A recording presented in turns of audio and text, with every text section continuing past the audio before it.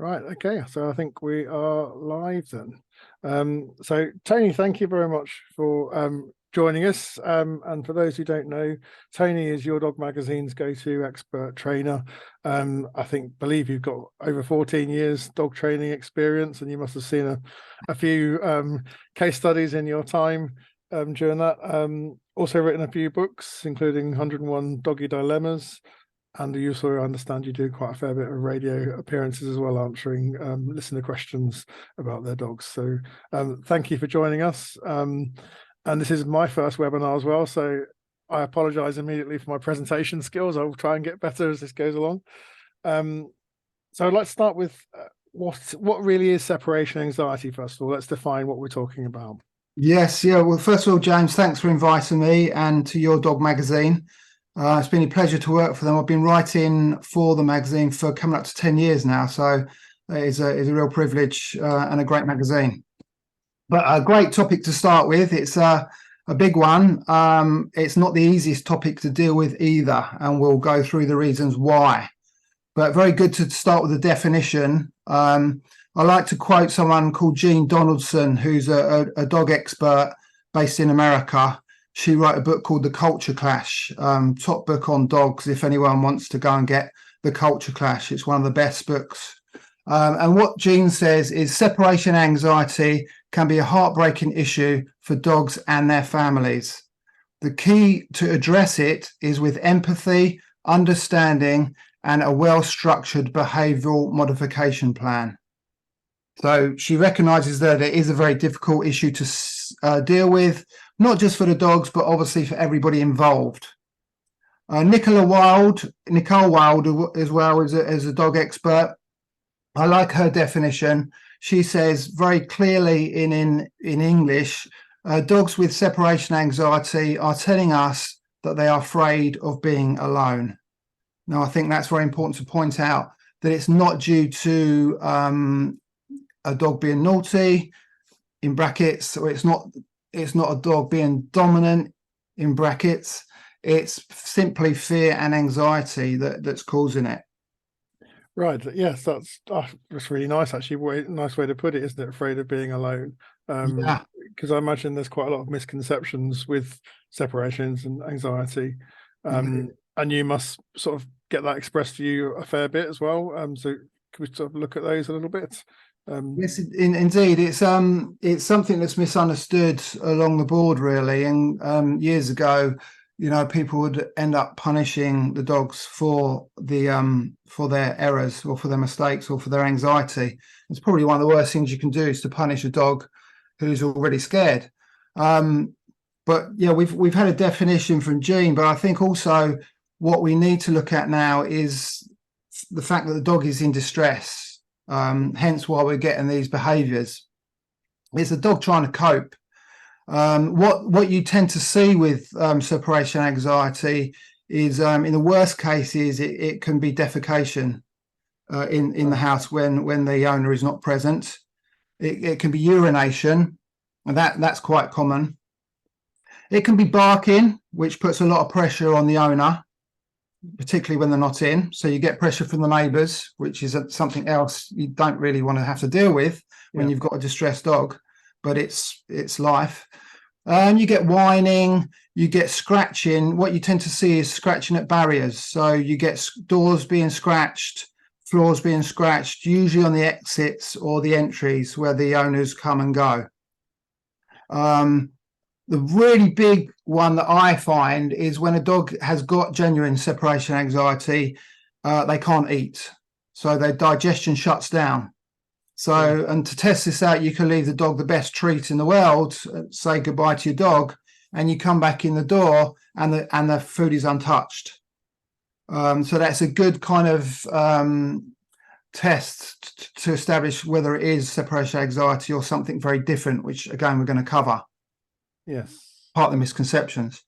But the bottom line is a dog is in distress. And it can be quite easily determined by the fact the dog's not eating. The reason the dog doesn't eat is when, same with us, if we're stressed, the last thing we're thinking about doing is eating. Our digestion says, nope, fight or flight, and survival. So the last thing you do is eat. So it's quite a good barometer of how stressed the dog is when they don't eat. And that's the same, not just for separation anxiety, but for any other anxiety within the dog world as well. So as a trainer, it's a good barometer for me. If the dog's not taking food off me, it's pretty stressed. Yeah. Of me, possibly. It also very different to, I've had many calls in the past, as you alluded to earlier. The owner said, well, it's separation anxiety. It's not separation anxiety in all cases. It's down to one word, and that word is boredom. The dog is simply left alone for 8 hours and bored. Right. So what you get there is a dog that's been destructive. A dog that's got separation anxiety can be destructive. A dog that's bored can be destructive. And what the chewing is, so the dog chews up the sofa, the dog chews up the door.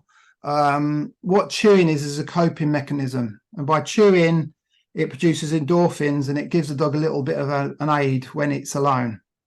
So I think with separation anxiety, it's very, very important to establish if it's boredom or separation anxiety. Boredom can be easily addressed, as we're going to later. Separation anxiety, not so easy to address, hence the webinar today.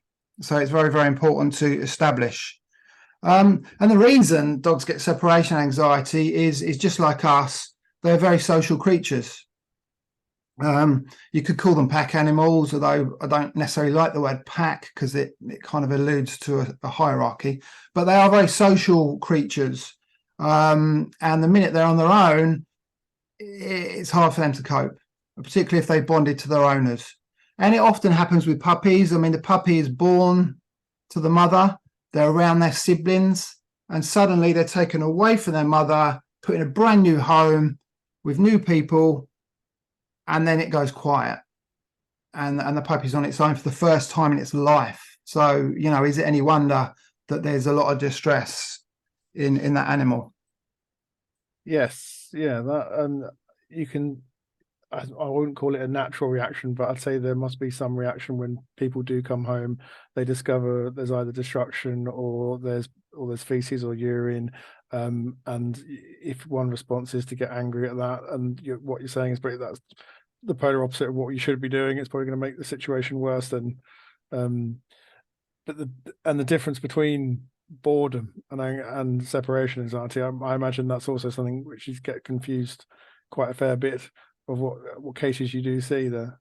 Yes, exactly. I mean, yeah, you point out punishing the dog. Is the worst thing you can do, because what tends to happen and then is the dog's left alone and he's almost expecting the owner to come in and punish him. So and that exacerbates the bowel movement or the urine accident. The bladder goes, the bowels go. So the dog's not only fearful of being on its own, the dog is then fearful of the door opening and the owner telling the dog off. So you'll often find a dog that's a little bit worried about being left alone. It runs upstairs for safety and then realizes it shouldn't be upstairs and then defecates or urinates.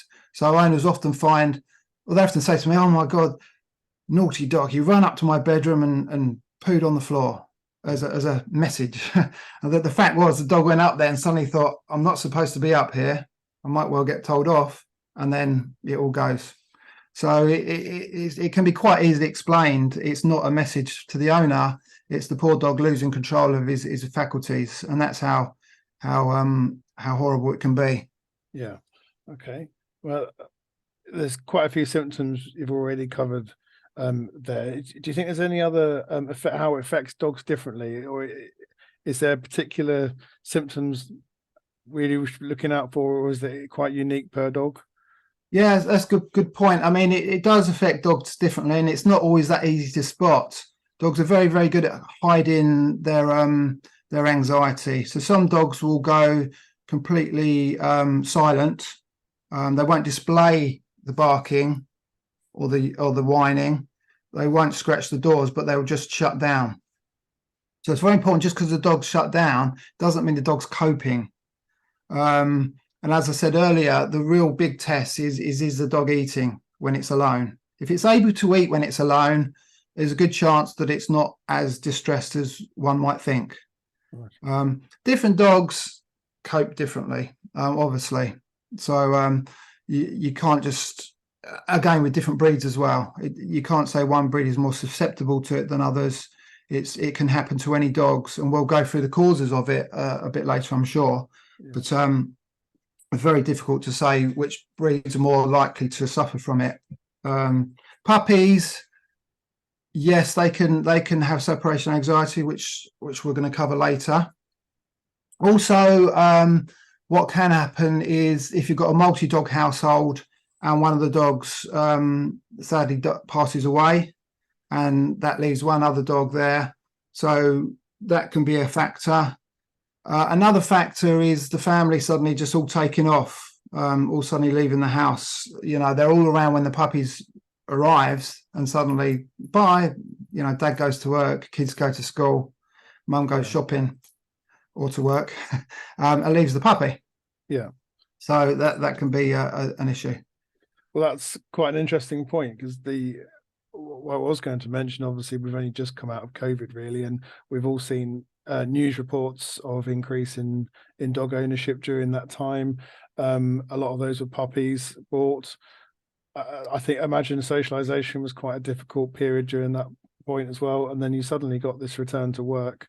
Are you personally seeing an increase in separation anxiety, or a crest of your services since COVID? Yeah, I mean, that's a good question. And logically, you'd think that I do see more situations of separation anxiety, but actually I'm not. I mean, logically, yes, all the family were held up at home during lockdown. But what tended to happen during lockdown is, you know, we went back to work, then we didn't. Then we went back to work, and then we didn't. And we can remember all the messing around that we went through during lockdown. I think the way that happened actually helped the dog out a little bit, rather than everybody being locked down and suddenly, yay, we're free to, you know, virus is gone, let's all go back to work. If it had happened like that, it would have been a lot worse. But the fact was, it was kind of, we were drifting back and then coming back home again for another lockdown. Also, the fact that a lot of families were able to work at home for perhaps 2 days a week or maybe 1 day a week, it continues to this day. You know, we find now that Friday isn't quite what Friday used to be. A lot of people now work from home on a Friday. So Thursday becomes the new Friday. Yeah. But the dogs now are used to seeing us come and go a lot more frequently. So it's not as bad as one might have thought due to the lockdown and due to COVID. Yeah. What can happen is, and this is quite common, families get a puppy during the summer holidays. You know, that's a good time to get one. It's the summer. You're going to be, you know, waiting around in the garden in the warm weather, waiting for the puppy to do his thing. So a lot of families get puppies during the summer. And then, of course, what happens once the summer holidays end, you know, all the children go back to school and normal life resumes. And so that can be a very big hit to the puppy.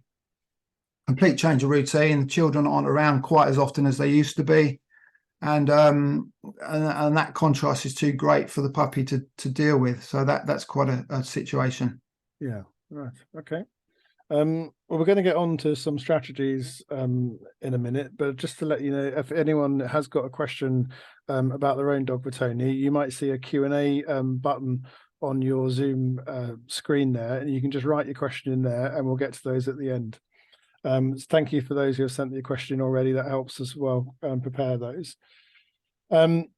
Shall we start with puppies, really? Sort of training the puppy from the beginning to be left alone in order to try and avoid separation anxiety in the first place. Can you give some tips and advice for new puppy owners? Yeah, sure. I mean, this is a very important point, and it's better to start almost as you mean to go along. As I said, otherwise the contrast is too great. You know, they surround the puppy, then they're gone. So on the first couple of nights, I think it's important that the puppy is near the owners. Whether you bring the puppy up to the owner's bedroom in the puppy bed or a crate is perhaps a good idea. The old sort of adage of let the puppy cry it out, although that can work, it can produce more stress and more anxiety. So I think for the first couple of days, I think you can almost just make up your own rules and let the puppy be with you just to get over those really, really tough first 2 days.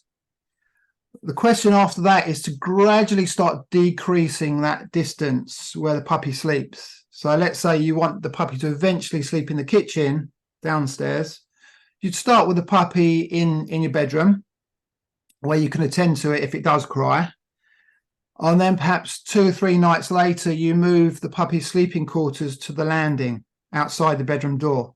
So the puppy's not too far away, but and the puppy can hear you, puppy can smell you, and it's close enough not to cause any distress. The next night, you move the puppy's sleeping quarters a little bit further away, and gradually, you'll be downstairs. So it'll be top of the landing. Then a couple of nights later, it'll be downstairs, underneath the stairs, towards the bottom of the stairs. And then gradually you're moving the quarters further along. The worst thing you can do, and although sometimes this might work by chance, is to say, right, in the kitchen tonight, and it's just too much for the puppy to deal with. So regarding sleeping, and that can be separation anxiety, leaving the puppy alone in the kitchen while you're upstairs asleep, it could be too much. So I always start off by gradually doing it. And as I said, the first 2 or 3 nights, forget the rule, just let the puppies, sleep in the bedroom if that's possible, just to get over those first hard nights. The other situation is when you leave the house. I mean, again, that's the big one. And with puppies, it's about gradual, slowly. What you wouldn't do is say, bye puppy, off you go, and disappear for 2 hours. It would be too much for a puppy to deal with. So it's important to do little trials. So you'd have the puppy in their sleeping area or their playpen, which we can go through later. And you put your coat on, you pick up your car keys, and you leave the puppy, shut the door, and you give it 10 seconds, and you go back in. And you take your coat off, you put your keys down, and you continue as normal. So what the puppy's learning there is that my owners will be back. It's not going to kill me. My owners will come back in time. So it might have only been 10 seconds. Next time you would do it, you'd make it 20 seconds. So gradually, you increase that time from, say, 10 seconds till you get to about 15, 20 minutes. And if at any point you've left, let's say we're on our 5-minute marker, you leave the house, you shut the door, you wait outside the door, you put your timer on for 5 minutes. If the puppy is screaming, crying, then you've probably gone a little bit too far. So you come back in, give it a couple of hours, you then do it again, let's say for less than 5 minutes. So you go to your last successful duration of where you left your puppy, and start again, rebuild. You never want to get to a point where the puppy is freaking out. Right. The other thing that I should mention, whether your dog or puppy is bored or got separation anxiety, is give them something to do if you can. So exactly what I've just said, you start building up duration of leaving the puppy, but you give that puppy or that dog something to do. One of the best things you can give for your dog before they've got full-blown separation anxiety is something to eat or something to chew. Because as I said earlier, chewing produces endorphins. It has a calming effect on the animal. So over here is one of the best things you can get is a Kong. Everybody's familiar with these. What you can do is smear a little bit of peanut butter inside, a little bit of liver, pate, chicken, something in there, a couple of treats in there. When you leave your puppy or your dog, pop it in the crate or the pen with your animal, say goodbye, leave the house. Now, if it's for 5 seconds, let's say you just started doing this, you come back in, you take the Kong very carefully back away from your dog. So what this means to the dog is whenever my owner leaves me, I get this. I only get it when my owner leaves me. You want to get to a point where the puppy's thinking, are you going now? Because I want my Kong. I love my Kong. I want my Kong. Hurry up and go. You don't want to get to the point where the puppy is freaking out when you pick up your car keys. So you've got to change association. The important thing is by taking it back from the puppy or the dog is the puppy then learns that this is only present when you're gone, when the owner's out. Right. A little caveat to that is if you do remove it from your dog, just be very aware that your dog's not going to guard it. So if you've got a dog that's a little bit funny around food, perhaps throw some treats down instead. You don't want to be grabbing this off a dog that's going to start guarding it. So that's a little point in question. But yeah, just a Kong is a very, very useful tool for that reason. The puppy's going to be chewing, licking, it's producing endorphins. By the time it's finished this, it's able then to calm down a little bit better. Yeah. So Kongs, excellent tools. Yeah. A couple of notes on that. When you mentioned about coming in and out of the house and leaving the puppy on their own, when you do come back in, how would you recommend greeting the puppy? Is that because there's a lot, again, there's a lot of differences in owners. Some will be very excited and hello, you know, and are you best to ignore the puppy for a little bit? That's a good question, really good question, because the biggest mistake I think we all make, I mean, we're all guilty of it, especially if we've got separation anxiety. It's not all about the dog. We get it sometimes on our dogs. But what we tend to do is we leave our dogs or puppies. We go, oh, it won't be long, you know, I'll be back in a minute. Don't worry, don't worry. And then we're gone. And that is too much for the animal to deal with because they've got all this attention and then suddenly it's quiet. The contrast is massive. Yeah. Similarly, when it's very quiet in the house and the dog's on its own, owner walks in, oh, hello, you know, I'm sorry. And we've all done it, let's be honest. It's too much. So the best advice is calm exits and cool entrances. By that I mean before you're about to leave, start cutting down your attention. So you gradually start easing your attention away from the dog before you leave the dog. Similarly, when you're coming in, you know, don't ignore your dog. That'd be a horrible thing to do. But acknowledge your dog. You know, hiya, Chips. And then go and make yourself a cup of tea and then fuss your dog, because every time you fuss your dog, you're building up a little bit of a situation for yourselves. So what starts happening as the car pulls up, your dog's already amped up waiting for you to come in the front door. Yeah. So whether you exit or entrance, you want to amp down your attention. Yeah, you want to bring it down. Because, as I said, it's all about contrast. So much attention, then none. It's very hard to deal with. Similarly, when you come in the front door, it's been very quiet, and then boom, there's all this attention. That can be another problem. So it's calm exits, cool entrances. Yeah. Okay. And would the same apply when you're in the house? Anyway, is it best to leave your puppy alone, in the kitchen, and you're in the lounge for just try and get that accustomed without leaving the house and. So they're not too attached to you, I take it. Is that sound advice? No, that's a very good point. I mean, we've all generally, unless you've got an open plan house, we've got doors. I think it's a good idea to use them occasionally.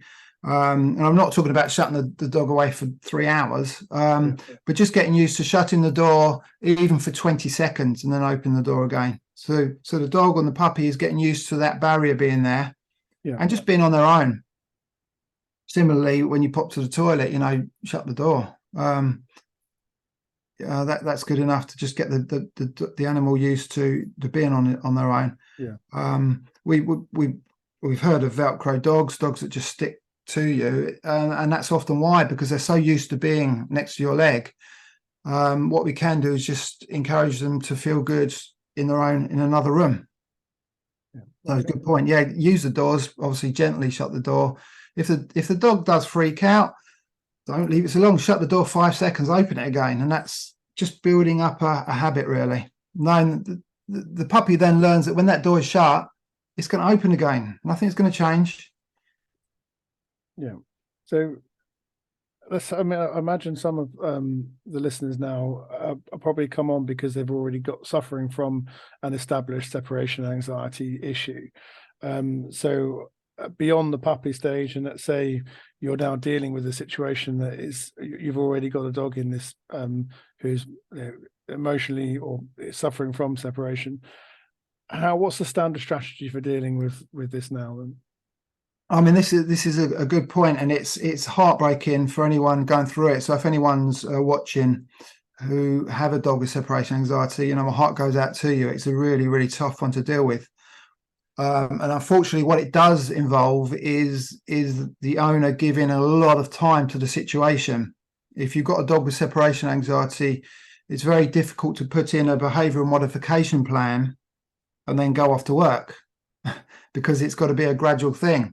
It's almost as if you've got to take a week or two off work in order to get this dog used to you leaving, because you can build up such a good habit in your dog and then you disappear again and it goes back to square one.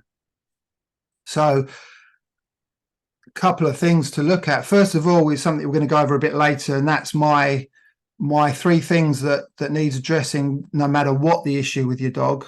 And the first thing I ask every customer, every client, is diet. What is your dog eating? Exercise. Is your dog getting enough exercise? And stimulation, mental stimulation. We will cover that at the very end. Yeah. I think that's important. But mental stimulation is the dog thinking. If none of those are in place, you'll get all kinds of behavioural issues. Separation anxiety being one of them. So that's the first thing. We've gone through the calm exits and the called entrances. That's very important. And also, when you leave your dog with something to do. Find something that your dog's going to absolutely love. Now, that's providing your dog is in a situation where it can eat.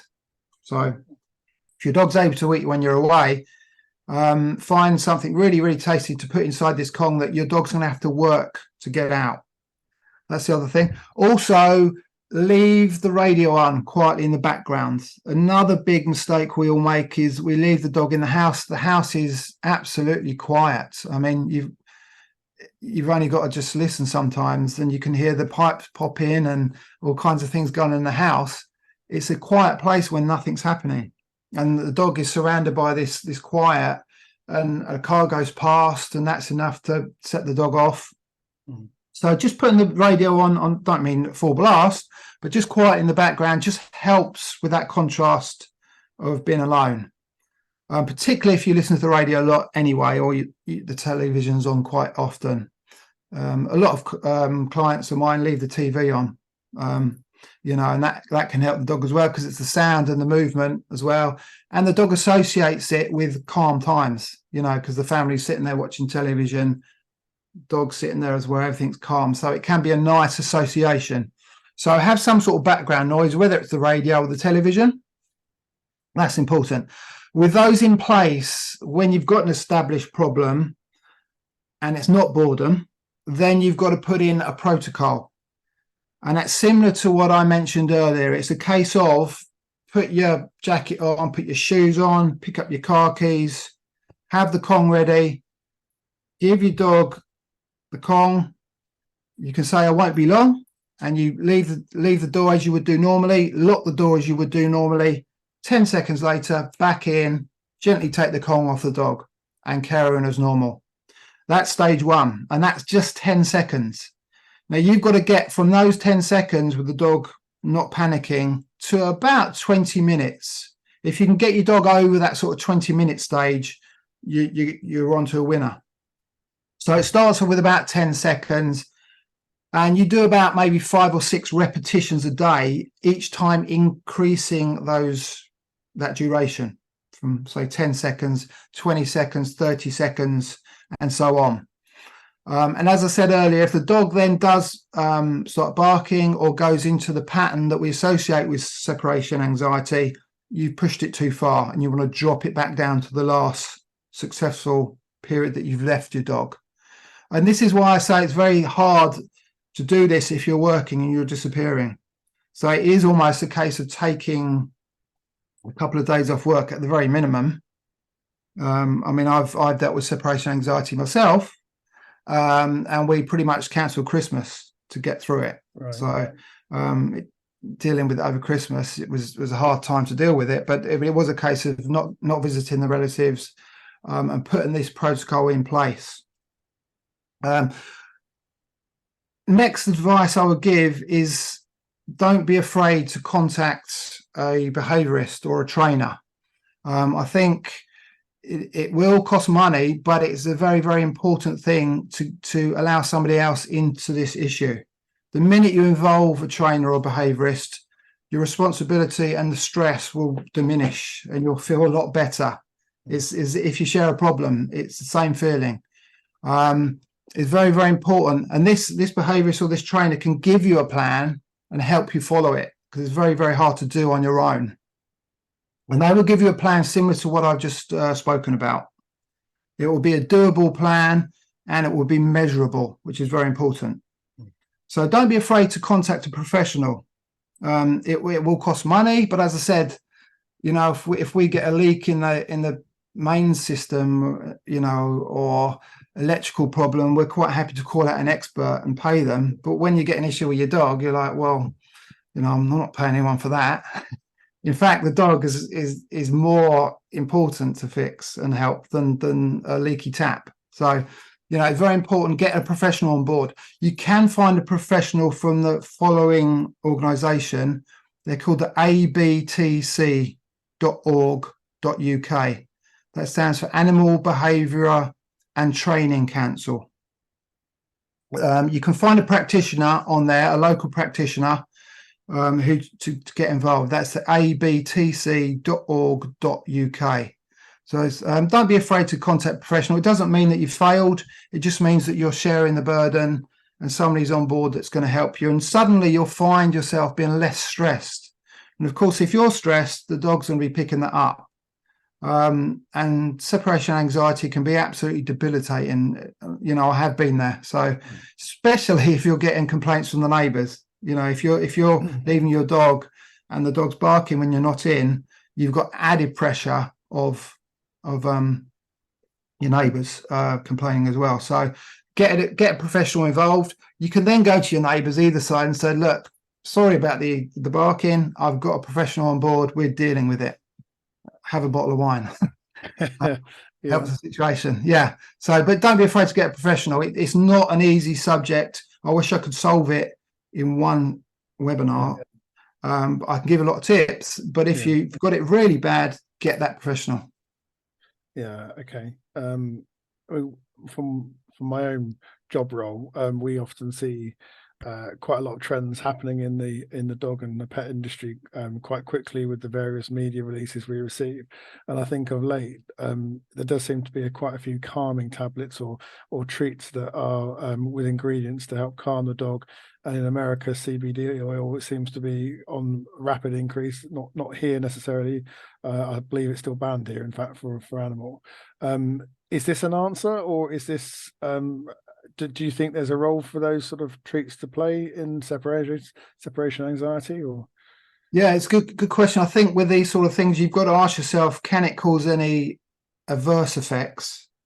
Because a lot of things, a bit like chicken soup, don't necessarily do benefit, but they don't do any harm either. Yeah. So it's very important that there is no side effects to these things. It's worth consulting a vet regarding any medication for this situation. And there are supplements around. The supplements could help. They might not help. If it's not going to cause any side effects, then you could try it. But there's no substitute for the actual rehearsals that we mentioned earlier, and giving the dog something to do. Yeah. So calming treats, etc. I mean, there's also collars that you can get that produce pheromones. I think it's Adaptil. They're called Adaptil. You can plug them in, and they emanate pheromones, appeasing pheromones. That the mother, they're synthetic, so they're man-made, but it's what the pheromones that the mother creates when she has her pups, and it calms them. So our human wisdom, we try to replicate that pheromone. Whether that works or not is open to debate. There's a lot of research to suggest it does. My personal feeling is if the dog's, say, on number 12 of the stress level, where 10 is like boiling and the dog's at 12, the pheromones might knock that stress level down too. So the dog's still on 10. So it won't help if the dog is overly stressed. If the dog is just touching sort of 7 or 8, then it might help just nudge the stress levels down a little bit. But it might be worth a go. I don't think DAP can do any harm. So it might be worth a go. But as I said earlier, if the stress levels are too high, it's not going to help. You've got to put the work in and do these little rehearsals that I mentioned earlier. Yeah, that makes a lot of sense. I did want to touch on crates as well. I know some people use them, some people don't, and also depends on the dog. And also, I guess, depends on whether you start with crate training from a younger age. But do you see a pros and cons of using crate training when you're out? And does it help with separation anxiety, the smaller confined space, or are you best to have the dog out in the house and getting used to the house?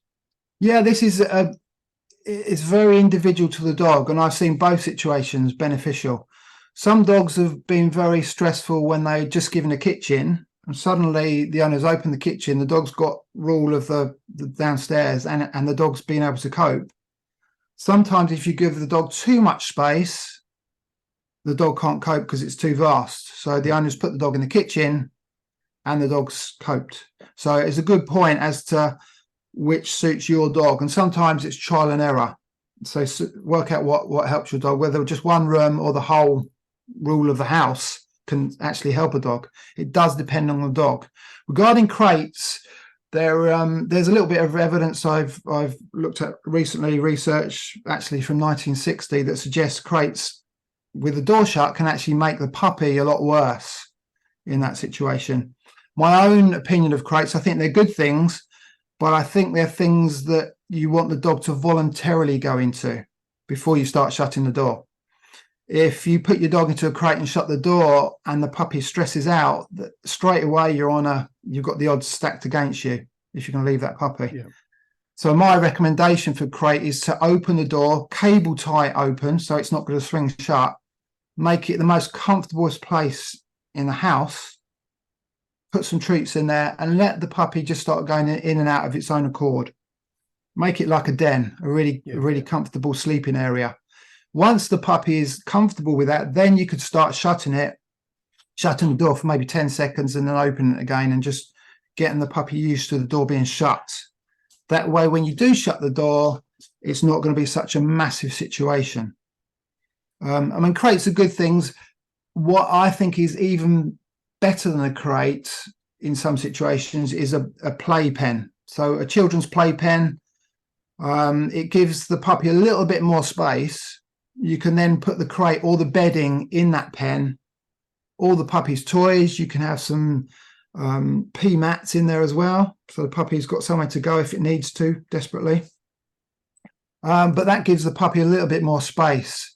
So the simple children's playpen is a good investment, and it has a similar effect. It provides a safe location for your puppy to be in, without your puppy chewing the wires and causing all kinds of problems around the house. Yeah. Okay. Let's just go to the other swing then. So older dogs then, so who are still suffering from separation anxiety. Any particular training tips for older dogs? Older dogs can suddenly get separation anxiety, so it's not something. I mean, let's say a puppy has separation anxiety, 8 years later has separation anxiety again. So it's a thing that's never completely cured. It can creep back in. But the good news is, if the dog's already gone through it, and if the dog is a senior dog, the odds of getting the dog through it is a lot better than a younger dog with established separation anxiety. The fact is, you got through it once means you're more likely to get through it again. But a senior dog can easily suddenly develop separation anxiety for the reasons we mentioned earlier, because of lockdown, because of a change of routine. It might be that an owner has passed away, for example. So you've got that self-attachment that's suddenly no longer there. It might be that the housemate has passed away, the other dog in the house has passed away. And the actual protocol, believe it or not, is exactly the same. It's like going back to basics. In fact, that's what it is. You're going back to basics. You're letting the dog know, I won't be long, I have something to do, I'll be back in a minute, and you come back in a minute, and then you gradually build it up again. So all those situations I meant earlier, all those points I gave you earlier, are exactly the same to the old dog, regardless of age. The beauty is, if it's a senior dog, it should get through the anxiety a lot quicker because it's had a good positive history in the past. Yeah. Okay. Well, so before we get on to some of the listeners' questions, you had mentioned earlier we got some top 3 tips from yourself as well. So how do we close this discussion? What's your 3 top tips? Yeah, 3 top tips. This is something I ask all people with problems with their dogs, because if these things aren't in place, then you can't do any behavioural modification. It's like a stool with 3 legs. If the legs are wonky, if one of the legs is wonky, you've got no foundation, no basis to get these behavioural modification plans working. So the 3 things are, the first one is diet. Very important that your dog's on a good quality diet. Now, your dog might kind of survive with cheap food, but it's not thriving. And I don't want to recommend any particular brands. What I do find is what you pay for, you tend to get. So good quality food, unfortunately for us, tends to cost the most money. But if your dog is on a good quality diet, you can tick one of the points off. I mean, diet, we know as humans, we're finding out more and more now how it affects us. What we eat, it affects our behavior, and it certainly affects dogs. And I can speak from a fact by seeing that as well. So make sure your dog's on a good quality balanced diet is the first thing. Second thing is exercise. I mean, all dogs are bred for a purpose, and if we get a dog and we leave the dog for 8 hours a day with no exercise, is it any wonder why the dog is running up the ceiling and finding other things to do? So it's important that we take our dogs out for a walk or maybe a run at least once a day, so it can exercise his limbs and get that blood rushing through his body. If he doesn't get that, it will come out in other ways. So you'll get what we consider bad behavior popping out all over the place. So exercise is a big one. Getting your dog panting, getting your dog moving is another one. And the last thing there is stimulation. Now, what I mean by that is mental stimulation. So I know in America for exercise, they often put their dogs on a treadmill. Now, yes, the dog will be getting the blood pumping and the dog will be getting their muscles built and maintained, but they're not getting that stimulation. Now, stimulation means nose, eyes, ears. Dogs are bred for a purpose. If we're not exercising those 3 things, again, we're going to get unwanted behavior popping out. So a simple thing you can do for your dog is, if your dog's eating dry food, it's something called scatter feeding. So you take your dog's dry meal and you scatter it in the garden. The dog then has to use their nose to find every single little piece of food, and they will. And even when they finished the last piece of food, they'll still be sniffing around for more. So exercise the dog's nose. That's their number 1 sense, literally. And if we don't exercise it, other behaviors will pop out. So get that nose working. You can play hide and seek. You can take the dog's toy, hide it in the house. You want to see that nose working. So that's your mental stimulation. I do a lot of scent work classes, and I found that by just exercising the dog's nose, it actually wears them out more than running up and down the field. They're actually more tired by actually using their nose and working than they are running around like a lunatic. So I think it's important, that stimulation, the last one, is crucial. So get your dog using its nose. And you can do it on a walk. You can toss a treat into the long grass and just allow your dog to go and find the treat. It's as simple as that to get your dog's nose working. A good little an old analogy from the old days is, I've butchered it a little bit. It's not quite what it said, but it's a dog in a kennel barks at his fleas. A dog who's been out hunting barely even notices them. So what that's saying is the dog out working and comes back to the kennel is satisfied, is tired, is fulfilled. A dog that's stuck in a kennel not doing anything will bark at the merest flea. So it's so important that we get dogs out doing and almost replicating what they would be doing many years ago when we bred them for a purpose. Yeah, Yeah, that's a great quote. I mean, it might be slightly off tangent, but I imagine when I think there's been surveys where it turns out a lot of dog owners repeat the same walk, exactly the same walk on a daily basis, and it becomes habitualized. And so, if you do have a dog suffering from this, would you advise sort of shaking that walk up a bit, or going to see new places and actively involved with your dog during the walk? Will that help? Oh, most definitely. We are. It's not our fault. We are creatures of habit.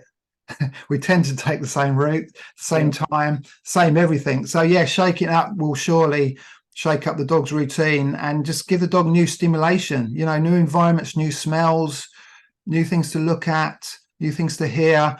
That all goes into the dog and helps tire the dog out.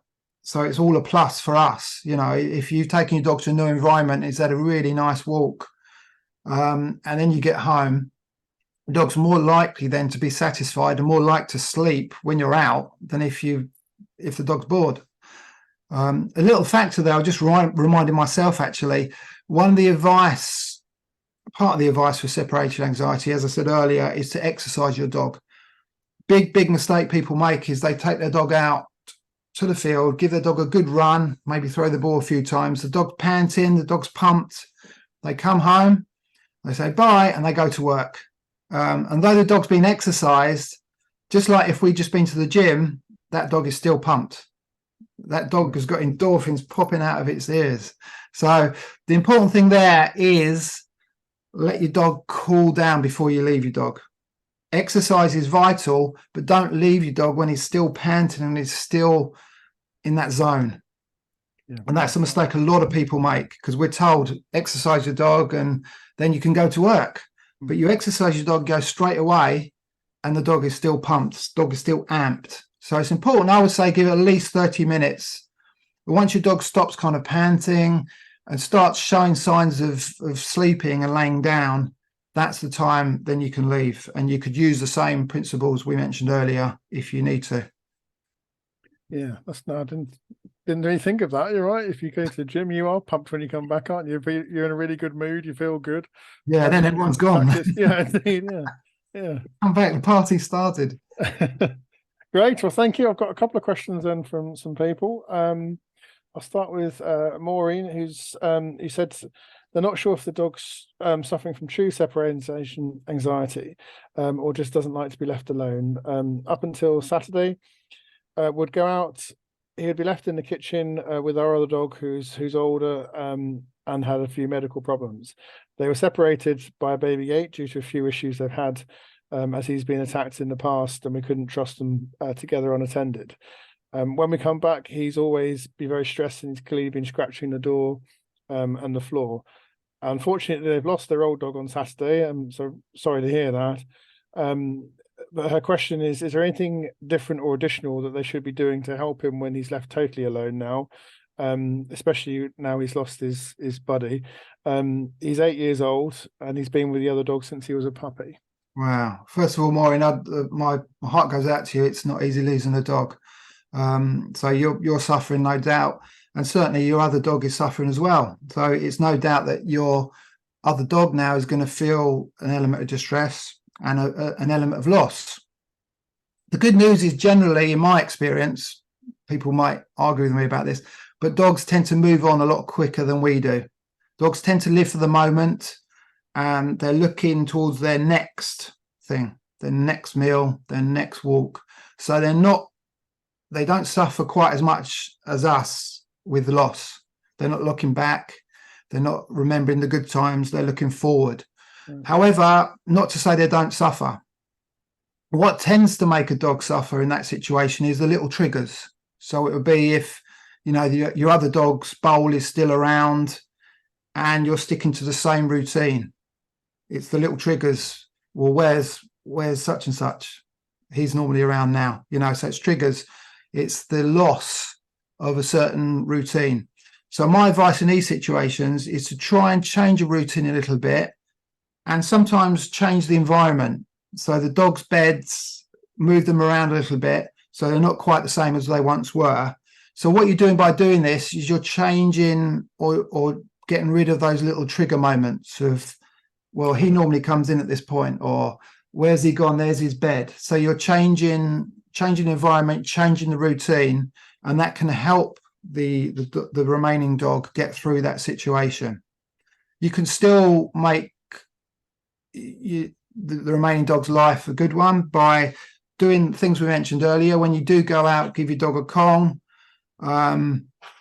But I think the important thing here is to change up the routine a little bit, change up the environment a little bit, and that could just help your dog get through these moments. Your dog will get through quicker than we will regarding loss, but it's about getting rid of those triggers a little bit, changing those triggers so that those normal patterns of behavior aren't there. Right. So will that include the scent of the older dog then? So again, I'd probably imagine there's a temptation to believe that the leaving the old blanket where the older dog used to sleep would be a good thing to comfort, or would you say sort of try and not get rid of, but you know what I can't describe properly, but just try and eradicate everything about where the older dog used to be, and so the dog can continue knowing there's another life now. Yeah, I mean, I think there's a lot of credit in both of those situations. Personally, I would leave maybe the old blanket around for a couple of days, but there comes a point where, right, let's move on. Yeah. Let's change it up, let's move on.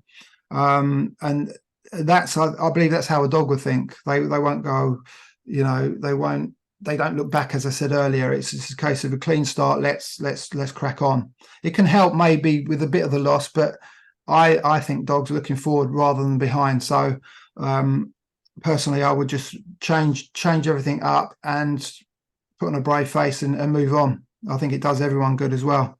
Yeah. Okay. I've got one from Kate, who I believe is a dog boarder. She thinks she has a few dogs who suffer from separation anxiety, and she has heard that dog TV is good. I think that must be a brand, dog TV. Again, you sort of have relayed that television or radio is a good method to use to help alleviate symptoms. Yeah. Hi, Kate. It's a good idea, actually. I mean, TV is a good thing. I don't think it really matters what they watch. Dog TV might well help. Yeah. It's a case of, if it doesn't hurt, then give it a go. You will unfortunately get the odd dog that might bark at other dogs on TV, and that's another thing that I get called out for quite a bit. So just be aware of if this dog TV is actually showing other dogs, that could create a reaction. But again, anything in the background can help, alleviate the boredom, and that constant sound and moving images can really help a dog that's boarding with you. Again, give these boarders lots to do. I'm sure you're exercising them anyway, making sure they're getting stimulation anyway, but give them lots to do. Don't make a big deal about leaving them when you do leave them, and leave them with the TV or the radio on. Yeah Grand. And Nicola, I think this is probably quite a common one for, we're going to talk about barking here. So she's got 4 dogs. So I already love your household, Nicola. A Labradoodle, 3 Portuguese water dogs, all bitches. And she's found that the youngest water dog, who's 2.5, has become very vocal when left at home. And that then results in the other 3 barking, which then disturb the neighbours. The youngest bitch is the daughter of one of the others and has always been with us since birth. She appreciates the tips you've shared so far. Is it appropriate to train all 4 dogs or just the pack leader in this instance? We always leave the radio on, lights on, and a treat to chew.